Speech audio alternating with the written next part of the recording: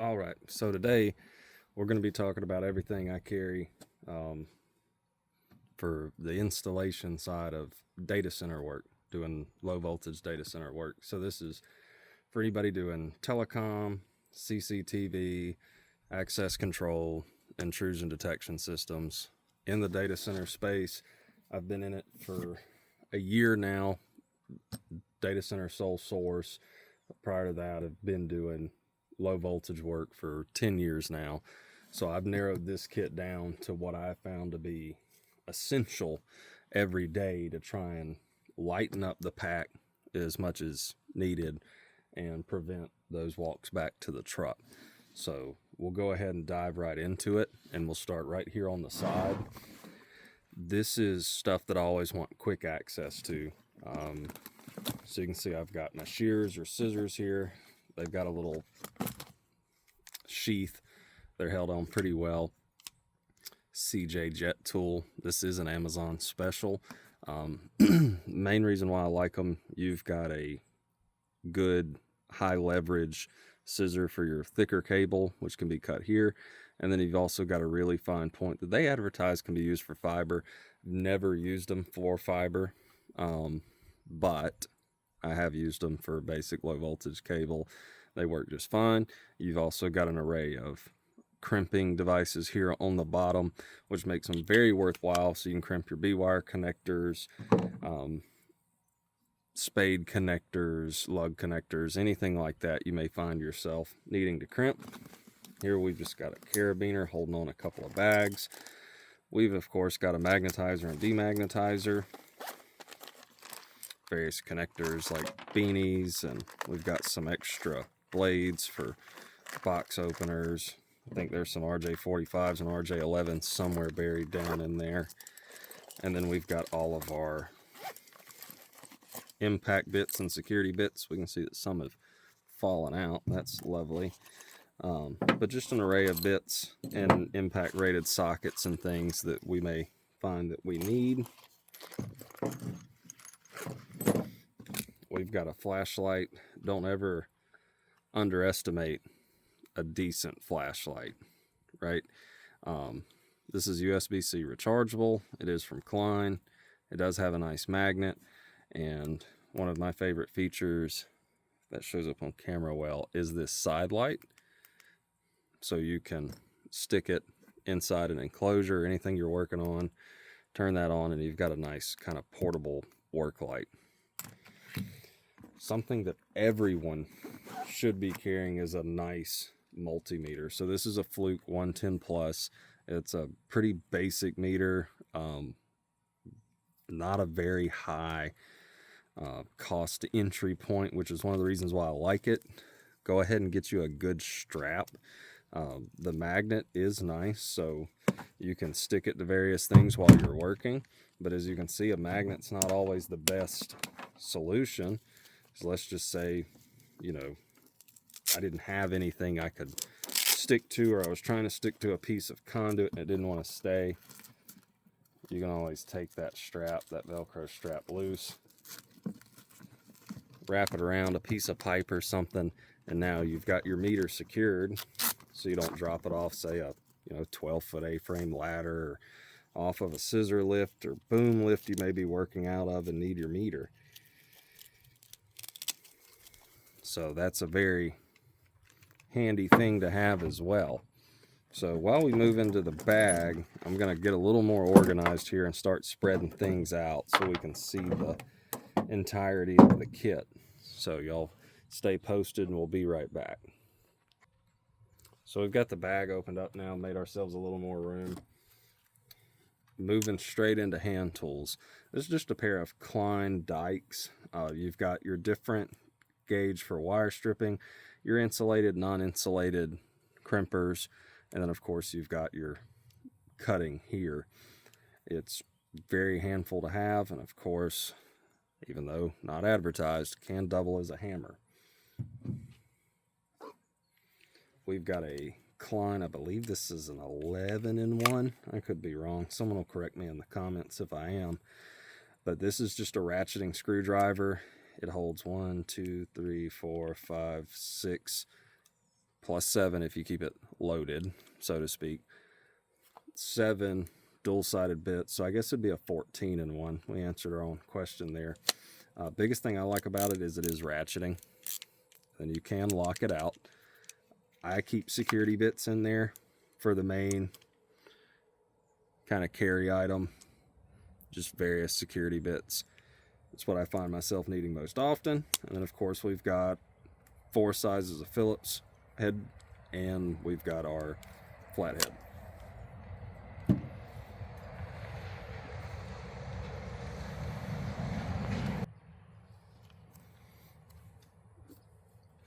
This is a Klein impact rated screwdriver. I've found this very resourceful to have when I forget, say, my bag with impact rated bits or something, or I've taken it off my bag, left it somewhere, maybe given it to someone to borrow. I've got a vast array of impact rated bits, and even 2 built-in sockets. So you've got a 5/16 and a 3/8 socket in there. The driver handle does also double as a socket. I want to say that's 3/8 if I remember right. I could be wrong, but it is nice to have in a pinch, but it also works for your impact. Of course, you can put non-impact rated bits in a drill or impact, but your mileage may vary on how long those bits last. This here is a Klein nut bolt driver, however you want to refer to it, and it just gives us multiple different sizes here to pick from depending on the exact need.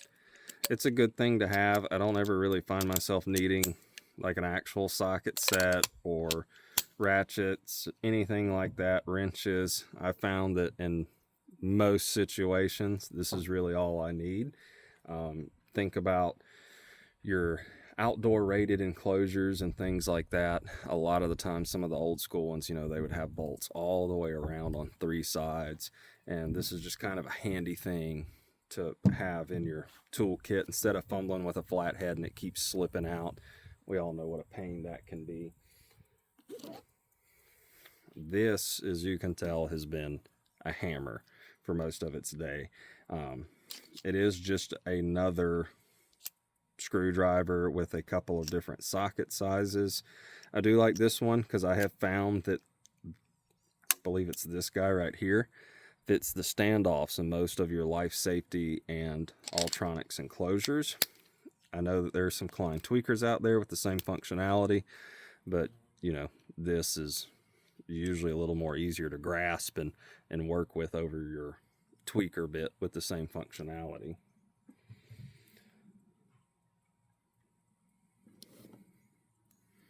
This here is just a pair of Milwaukee wire strippers plus pliers. You can see they've definitely had some use throughout the years. They do have that nice cross-hatched section, which is supposed to give you better leverage if you're trying to extract like a broken off screw or something of that nature. I've had very success with it. I personally almost always go towards, you know, a pair of linemen's or something when I'm doing that, or even a pair of vice grips to just lock down and really get what I need. Best rule of thumb is, you know, don't break the screws off and stuff. If you're doing that, you're probably over tightening anyway. I'm gonna pause for a second, kind of disassemble this bag, show you some of the features of it, and then we'll move back into tools. So move some tools up in the truck bed to get us a little more room. And this is one of the really nice features of this Knipex bag. I thought was kind of gimmicky when I got it, but I've actually found it's pretty useful. You've just got a couple of snaps. That's why I keep all my hand tools here. Not only does it kind of hold everything else in place, it's got a little Velcro at the bottom, but you can pull this whole section out, kind of like a tool pouch. It's not very feasible for climbing ladders and stuff, but it does keep everything in nice one place and can be removed to give you easier access to the rest of your toolkit. We do have a Craftsman electric screwdriver. It has seen its better days. Anyone that watched my original video from a little over 2 years ago knows I love this thing dearly. I will have a video coming out shortly after this one that does show the replacement electric screwdriver that I finally found for this. It's been a phenomenal tool. My only real complaints, I did break one and I did replace it with an identical model. Probably was on me versus the tool itself, but was attempting to mechanically drive a screw. It was actually loosening, trying to get it to break loose to use this driver, and did hear a pop, and after that the motor never worked again. So did wind up replacing it, but it's still a phenomenal tool. It is a budget-friendly option, I believe around $40 US if you're just needing an electric screwdriver. These are great for like your card reader installations, putting camera covers on, different things like that. Definitely a risk saver, and a great thing to have in your toolkit.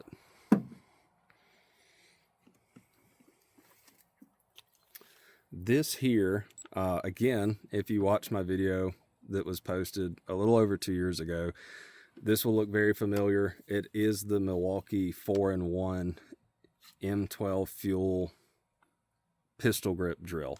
The reason why I like these, they do have multiple heads you can put on. They have a right angle, an impact, and then an offset. I don't carry all 4 heads anymore. I just keep this one on the drill. I keep a battery, make sure it's charged up, and I found because of its lightweightness, it pairs very well. You know, if you're going to be doing a lot of walking around with this bag, or any bag for that matter. So this is definitely something I would recommend. Again, since I haven't said it yet, none of this is sponsored. I'm not being paid to say any of this. These are all my personal tools that I use day in and day out that I've found to be just the best option for what I do. If you have differing opinions, that's awesome. You know, let me know down in the comments what's you daily, and we could definitely take a look at it on the channel. Talking about electric screwdrivers, there is no denying it. Definitely something that I'm into and trying different ones. This is the Milwaukee M4 electric screwdriver. It does fold into a kind of pistol grip like shape. Not a huge fan of it. It's not that it's underpowered. It's not that I've had any issues with the motor and when I'm using it like a regular driver. It's just big. It's kind of bulky for what it is. I mean, it's huge. Before we talk about our next handy dandy tool, the tape measure, but as you can see without a bit, I mean, it's 10.5 inches. It's a pretty big tool to carry around. Again, in my second video, I will show the final electric screwdriver that I'm carrying. I do keep this in this kit because I have found it to be useful in certain situations, so still not a bad option to have.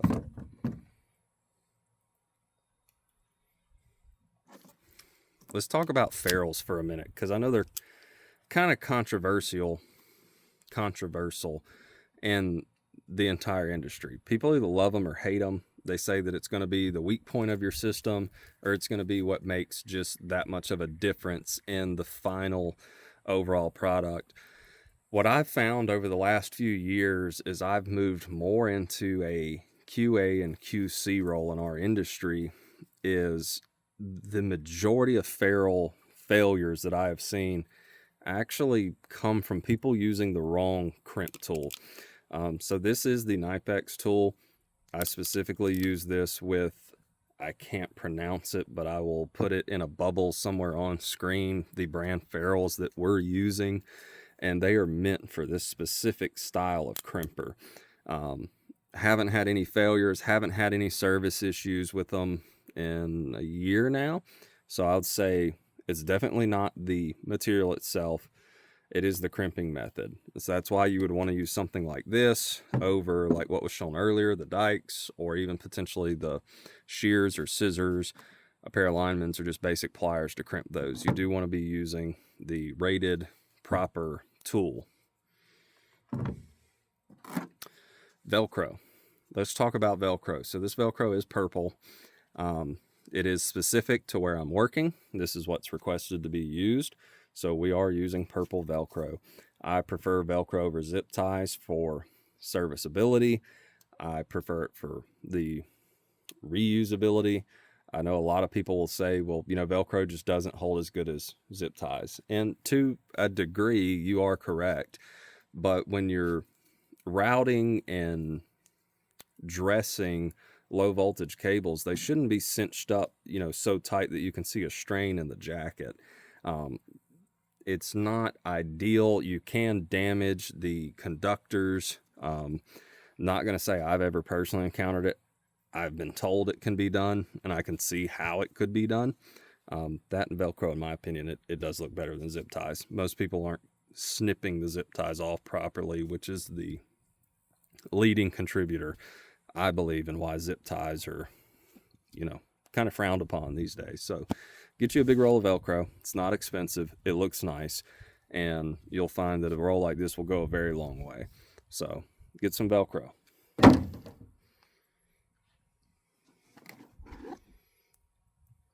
A large fixed flathead. So this device is more than just a screwdriver. You're not supposed to, but I do use it as a pry tool. You can use it for knocking out your knockouts on enclosures and junction boxes, job boxes, etc., etc. And of course, if anyone from safety is watching, that's right, I'm talking to you. We would never, ever use this as a knockout punch. We would definitely use a rated knockout punch, which is definitely somewhere in this bag, potentially even off camera. We just, you know, skipped over it because we all know to use one, right? But I do find these quite useful, so that's why I carry it. These here are channel locks. These are Klein channel locks. They have a nice ratcheting mechanism. And then for the people that are still kind of learning, you can see you have your varying sizes showing up. And one of the coolest features, if I can do this and stay in frame,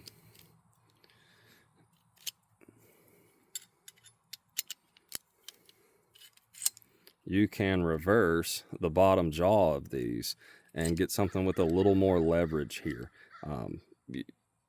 The only time I've actually found this useful, other than just the kind of that's neat factor, is when installing compression couplings on something like EMT conduit. Outside of that, I found no real use case for it, and I primarily drive them like this. But the few times I have needed it for some stubborn stuck-on compression couplings, they have been useful because it gives you that little bit of extra bite that you're needing. So get you a good pair of channel locks.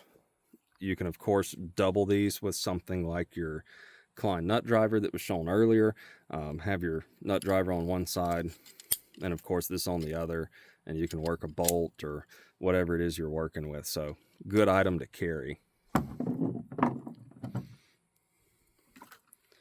This is a Milwaukee 27-in-1 tweaker. I actually picked it up after I'd flown out to a customer site and, you know, of course, didn't have anything with me. So I picked it up at a local Home Depot, and I don't have any real complaints about it. I don't prefer it over my Klein 27-in-1. I do like that the Klein is a slide out mechanism that stays attached versus the Milwaukee is a unscrewing that can, you know, then be lost. I do prefer the grip of the Milwaukee, the kind of rubberized. You've got a nicer taper for your thumb to set in. They do both have a nice little spinning bottom, so you can kind of, you know, rest them in your palm and, you know, use it more efficiently, I guess, is the purpose of that. But a nice tweaker is definitely something you should always have in your toolkit for working on panels. We all know those little Phoenix connectors and the little small blocks of varying sizes.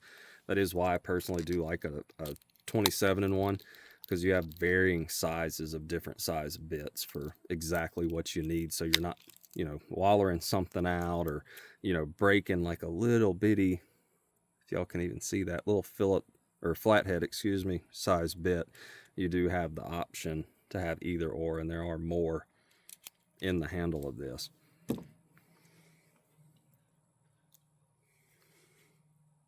Let's go back for a second and talk about precision. This here is a pipe clamp level. for conduit. It is a small one. I have found it to be useful. You can snap it on the end of your EMT conduit, make sure it's level while you're moving. Of course, you don't have to have something like that. You can use something like this Milwaukee level here.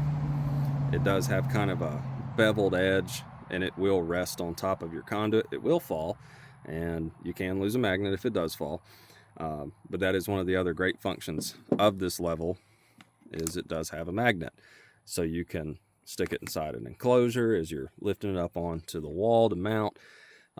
You can magnetize it to pipe, whatever it is you're working with, a box, and ensure that it is level, and which of course is going to look better than it being out of level. While we're talking about precision, you should be carrying a good tape measure. If you're in the data center space, you will find that majority of data center work is going to be new construction. And with new construction comes specifics in your typicals of what height or elevation things are going to be mounted at. So you do want to make sure you're following that, because no one wants to go around and lower, say, 505 cameras. That didn't happen. It's just the number I picked. But you do want to make sure you've got a good tape measure so you're installing things at the proper elevation.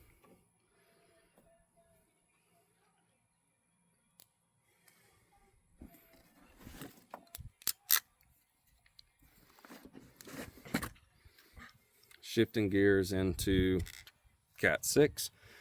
This is a Milwaukee. Oh, we've got a little jumping spider. Oop, I don't know where he went.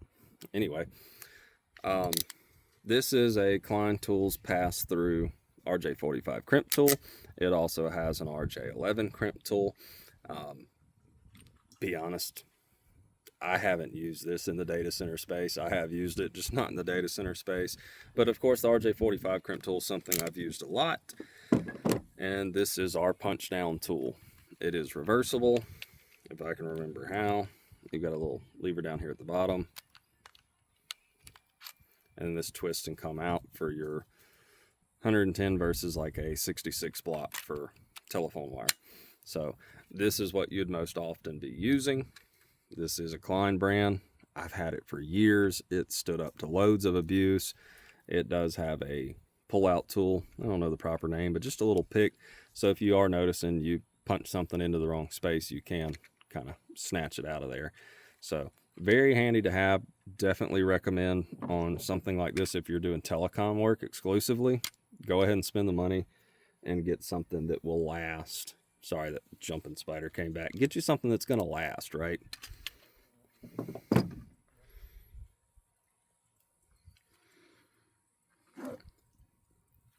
Here we just have a Klein Allen key set. I haven't used this in a while. I'm going to be honest. This is probably something I could omit from my toolkit. I still carry it, and I do randomly find myself adjusting door closures. So, of course, it's not in, say, my scope. But if that's the difference between it being right and it being wrong, these are great for adjusting door closures, installing mag locks, different things like that. You'll find have, you know, hex keys, Allen keys, however you prefer to call it. And just having a nice set is kind of a game changer versus fumbling around looking for something like this to put in a drill. These security bits, if you run them in, you know, the wrong condition, you can break them. So I do recommend, if you're going to be installing mag locks, door closers, something like that, where you're going to need these larger sizes, just go ahead and get you a nice set.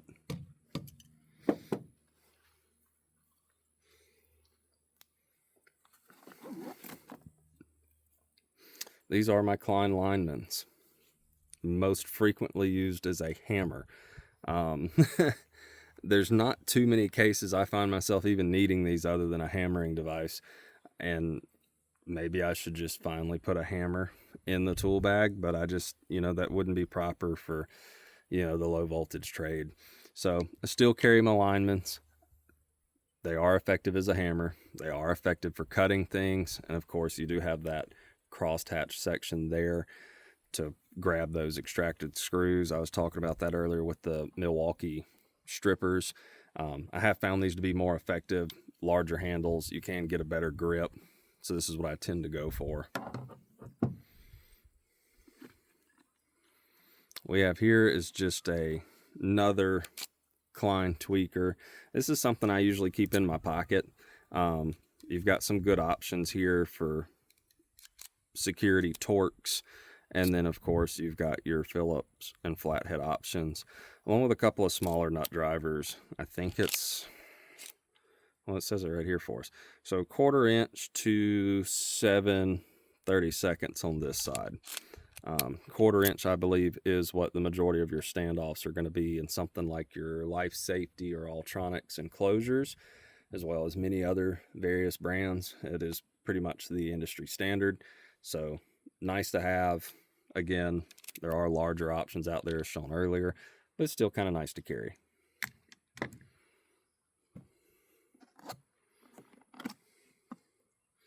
This here is a pick tool. This is, I've got two, so I'm gonna go ahead and grab both. These are very nice when you're trying to fish wire through a space that you can't quite get like a big finger in there. You can kind of see the difference and why this is a little more feasible. So this is like you're right on the edge and you just need to kind of grab it and you can twist and snatch it out. And this is going to be for your thicker 18 to say 14 gauge wire for like your lock power and stuff. If you're trying to fish something out in the door frame and you just can't quite grab it, you can kind of stick this in there and twirl it up like spaghetti and pull it out. The hemostats here kind of fall into that same category. We've all lost a wire, you know, trying to pull out like a door contact wire or something that's almost there and you just really need to get a tight grip. So that's kind of where something like this comes into play, because once you get it on there, you can ratchet this down and lock it. The real case I usually use these for is when I'm pulling jet line and I don't have anything. I clamp it on there so my jet line doesn't get pulled out on accident. But it does double as kind of a fishing device. Same thing here. Just some long, real skinny needle nose pliers. Kind of same function as the hemostats here. I just carry both. You don't have to, but I found both to be beneficial.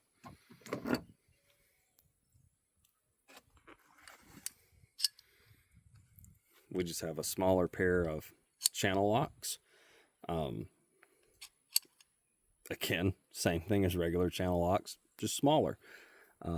Can't think of any specific use cases for them right now, but it is something I carry. I am a firm believer if I take it out, I'm going to need it the next day.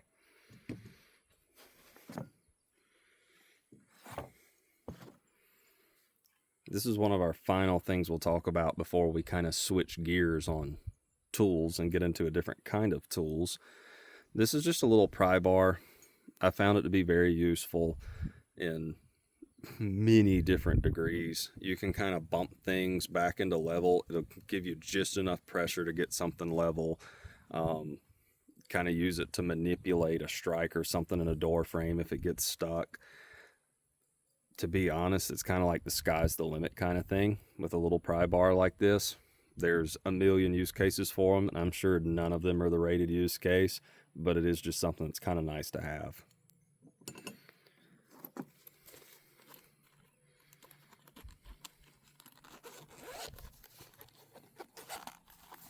This here is an electric tweaker. I don't even remember what brand it is. I believe it came from Amazon. It does have a little light that you can turn off and on. It uses the 4mm bits. It did come with its own little magnetizer. This is actually a pencil case that I bought just to store it in. When you're doing a large panel dress out, this is useful to have. It'll kind of save your wrist from using a tweaker. Like if you're doing a 32 door system and a massive enclosure, something like this is really, really handy to have. Me personally, I've never used anything outside of the couple of Phillips bits, the flatheads and the Torx bits. You do have some snake eyes bits, some hex heads, some really teeny tiny Torx, and even this little triangular shaped thing that I've never used, but it's still nice to have and nice to carry.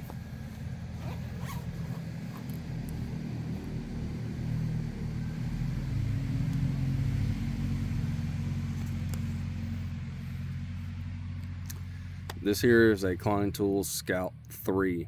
So you can do RJ11, RJ45, and coax. Help if it's in frame. So RJ11, RJ45, and coax. You got your locator end, if you will, where you can put the second side of your connection in. So this is helpful for if you're trying to identify a cable, don't know if it's good or not. You already know where each end is. This is pretty handy to have. I'll show y'all something in another video that you can use if you don't know where the other end of your cable is, say in an IDF room or rack room if it didn't get labeled. But just as far as like testing cables, this is a handy little device to have. So I'm gonna pause, I'm gonna load everything back up in here, and then we'll talk about the other kinds of tools that we find ourselves using. All right, so we've got our tools all loaded back up.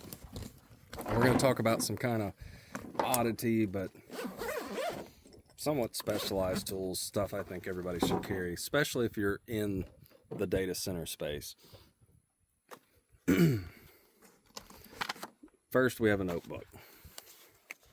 I'm going to flip to a blank page, but notebooks, pens, important. Write things down. You think you're going to remember. You're not. You're going to remember an hour after that meeting or that walkthrough, and then the next emergency is going to happen and you won't remember. So write it down as you go. It's really easy to just make notes, keep up with things. Pretty useful tool in my opinion. This is a patch cord. It is tagged with red tape. Again, as I mentioned, I'm pretty sole source to data centers now. It is extremely important for you to know for a fact that that is your cable you're unplugging. While we're talking about cables and plugging and unplugging in the data center space, it is extremely important to have a good up-to-date laptop and of course your customer's permission to even begin to think about connecting to their network. So this device is actually provided by the customer, mainly for the purpose of being able to connect to their network, verify that my devices are online and properly communicating. It is a tool. It is something that's great to have if you're going to work in that space.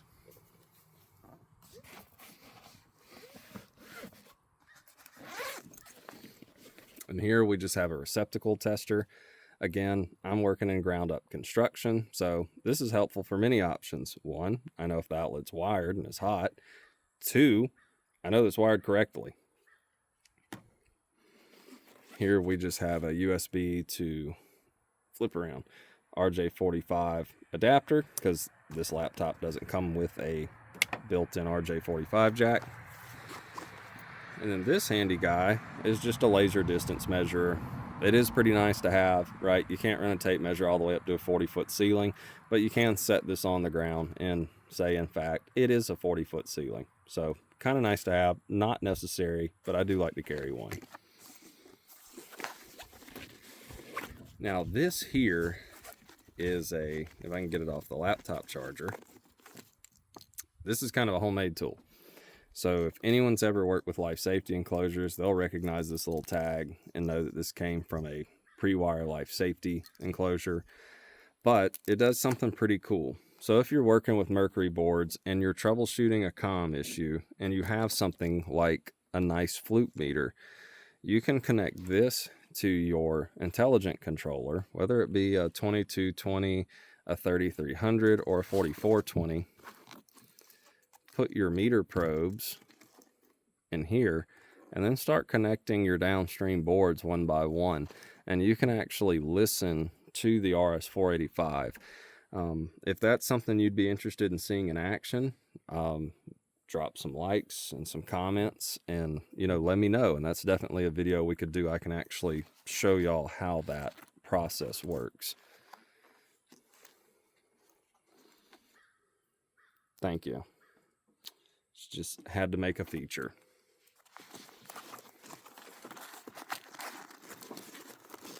And then lastly, we just have a little knockoff cheap little folding knife. It does fold out into a pair of scissors, which I like because most fold out the pliers. I don't need pliers a whole lot, but I do always need scissors. So that is why I keep them in this bag, just in case somehow I've lost my scissors. So guys, that's pretty much it. Um, this is what I carry every day now when I'm doing live install work.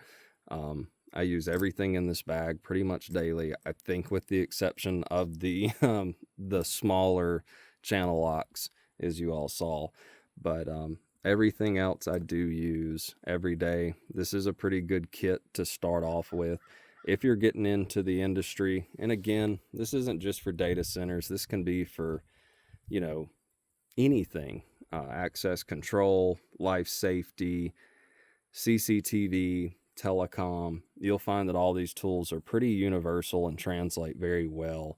So let me know what you think. Let me know if you use different tools. Let me know if there's a tool you think I need to add to my kit. We can definitely review it together. Until then, guys, y'all have a great day and look forward to the next video. Thanks.